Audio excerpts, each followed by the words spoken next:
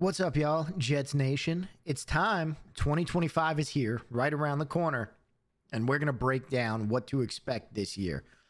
This isn't the same team we've seen over the last few years. At least I don't think it is. There's going to be a lot of different with this team. The front office cleaned house in the offseason, going for a younger approach. We know Aaron Glenn wants this defense to be violent and fast, and I think he's doing a good job of putting that together. Justin Fields is now our quarterback, and we're finally hoping that we can get that guy and develop him the same way we've seen teams do it with our recent quarterbacks that haven't had success. I've got the Jets finishing this year. Actually, you know what? We're not going to get into that yet. I'm going to make you watch the whole video to see it. But some of the wins this year we're really going to be happy with, and I think we're going to see a lot of growth and potential. Some of the games, though, you might want to throw your controller through the TV. So buckle in, and let's get right into it. First off, to start off the year, I think that this team is going to be way different than the team we've seen on the field the last few seasons. You know, we cleaned house, and we're trying to reset the culture. New coach, new GM, new quarterback. We're moving in a younger direction. Our coach is a coach who's going to bring energy, toughness, and as he calls it, he wants it to be a violent brand of football on the defensive end. I think this fits perfectly for what we've been missing with the softer approach that Saleh's brought over the past few years. On offense, we have Justin Fields. He just signed his new 2-year deal, filling in the hole at quarterback, along with a youth movement on our offensive line and some new targets on the outside to try to help Garrett Wilson a little bit. I'm looking at a big bounce back year from Breece Hall, who was hindered by an underperforming offensive line last year. And I really like some of the changes we've made and some of the guys we've brought in, like Josh Reynolds, Andre Sisco, and Brandon Stevens. I think a lot of them are going to fit this plan perfectly that Glenn's trying to put in place. I just really hope that this defense can get its swagger back and we can have a lot of fun watching them like we've had in years past.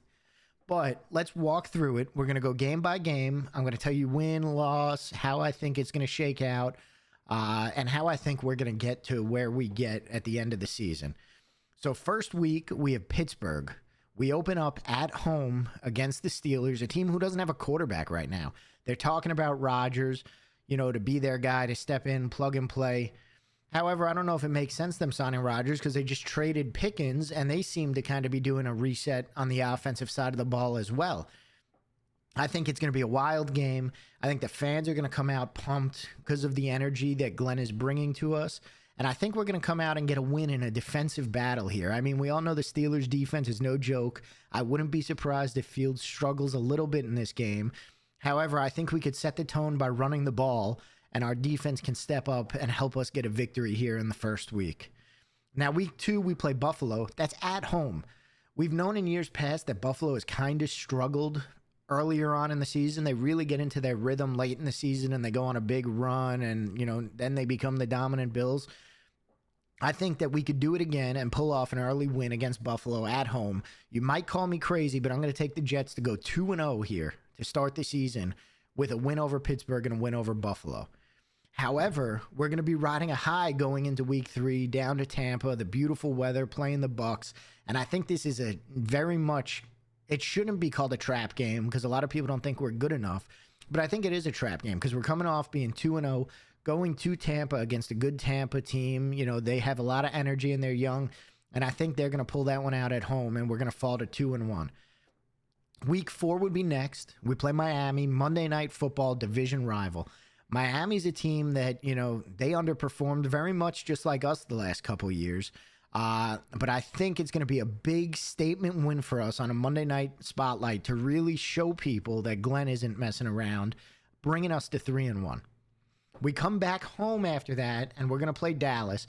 Now, Dallas is a team that when they're firing on all cylinders, they have an explosive offense, and they have one of the best defenses in football, especially with Parsons. He wreaks havoc against quarterbacks.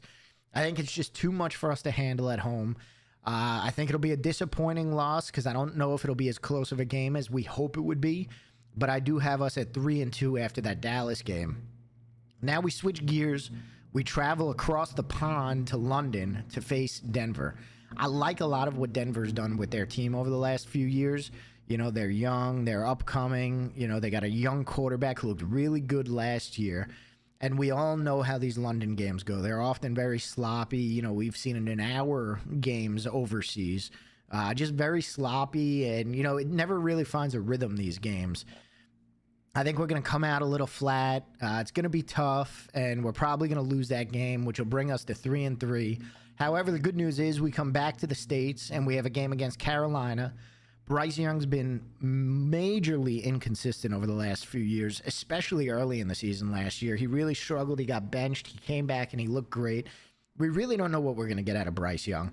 I do have us beating the Panthers, making us 4-3. You know, I think we take care of business. We come back and we get it done.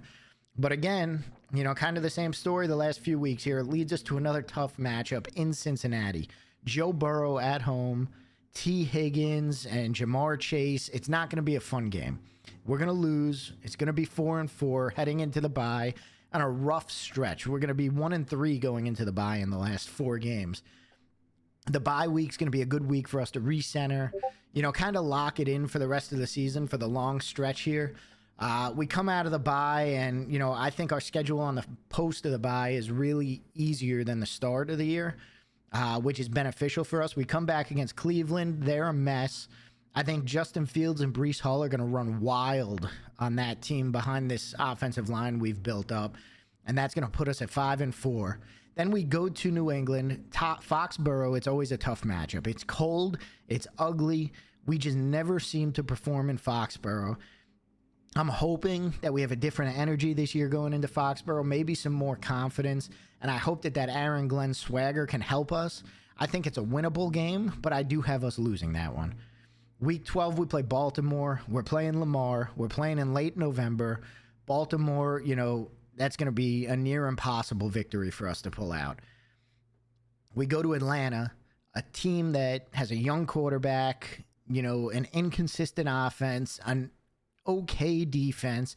I think we're going to bounce back. I think our defense is really going to show up here and, you know, make this young, inexperienced quarterback look bad. And we're going to come out on top here in Atlanta. Then Miami comes and plays us at home. Now, we took them out on Monday Night Football in their stadium. They're going to come out firing. They're going to come after us. It's a winnable game, but I just don't think it's our day that day. And I think we blow that game against Miami, which is going to be heartbreaking because that could be the difference between 10 wins, 9 wins, 8 wins, you know, 7. That's the 1-win difference right there that we might need to really make a push and make a run. Following that, we face Jacksonville. Jacksonville's a young team. Trevor Lawrence has been inconsistent. You know, they traded up to get Travis Hunter. We don't really know the direction they're going in, what their plans are. I think we're going to go into Jacksonville and we're going to take that game, which now has me at 7-7 with us, right? Maybe some big plays out of our offense there, and we get that win. Then we go to New Orleans, who might be the worst team in the NFL this year. You know, we don't know what they are going to get out of their quarterback position. We know they have Olave and Kamara, and we saw last year that that could be explosive offensively. However, there was also plenty of weeks where they just put up goose eggs and they didn't show up. I don't think we lose to New Orleans. I think we win that game. It's a dome game in December. We should be firing on all cylinders.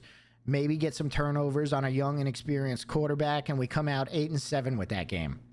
Now we come back home. We got New England here. You know, we had a game in New England earlier that I had as a tough loss for us. I think we bounce back and we take New England down and we get that win at home. Then the last week of the year, there's no way about it, guys. It's going to be a loss. We're playing Buffalo. They're going to be firing on all cylinders. You know, they're playoff bound. They're a lock to win the division. So we're going to go out there, and that game's going to be a loss. But, hey, I have us finishing at 9-8, which is going to put us right in the thick of things for the wild card conversation. Now, a lot of it depends how the AFC shakes out. You know, I'm not saying we're a Super Bowl ready team. I'm not saying we're ready to make a deep run in the playoffs. I'm not even saying we're ready to make the playoffs.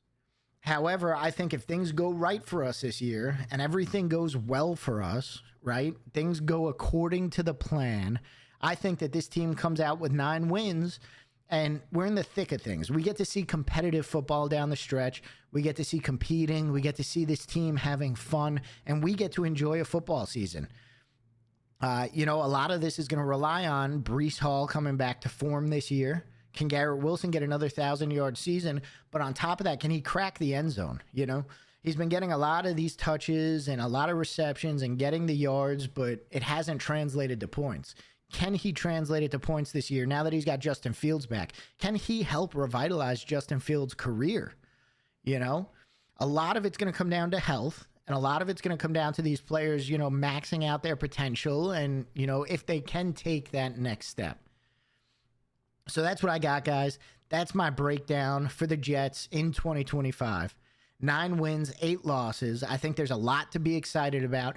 Even if my predictions are wrong and this turns out to be a little bit of a flop of a year, you know, 6 wins, I think there's a lot to be excited about watching this team. There's a lot to learn from watching this team. And we'll finally get to see a direction for the future that this team's headed in, rather than kind of just, you know, throwing stuff together and hoping it works. I think there's a plan in place. And I think we're going to see a lot of that as the season goes on, as this team grows and as they grow together. So what I want you guys to do now is tell me what games we win, well, that I had as a win, that you have as a loss, or vice versa. And please do me a favor, guys. Like this video if you're rocking with the green and white this year. Subscribe to me for more breakdowns of what's going on. I'm going to do some fantasy football stuff, fantasy football content. And, you know, we're really going to get after it this year, I hope. But I really want the Jets to ride through this year the right way, and I think Glenn is the right guy for that job. I think a lot of the guys he's brought in do that. You know, no matter what happens this year, it doesn't knock us out of the running for a quarterback next year necessarily. However, I would like to see Fields take that next step and, you know, kind of prove himself the way we saw Darnold do it as he left and Geno Smith do it as he left. But that's what I got for you guys. That's my projections. Let me know how they stack up against yours, and let me know what you guys think down below in the comments. And I look forward to checking back in with you guys throughout the season, whether it's you telling me I'm wrong or me being right and looking back on this happily. You know, I think we're in for a fun year, and I'm going to enjoy it. So, you know, let's do it the right way this year. Let's support these guys. Let's support Glenn, and let's hope we can get this ship going in the right direction.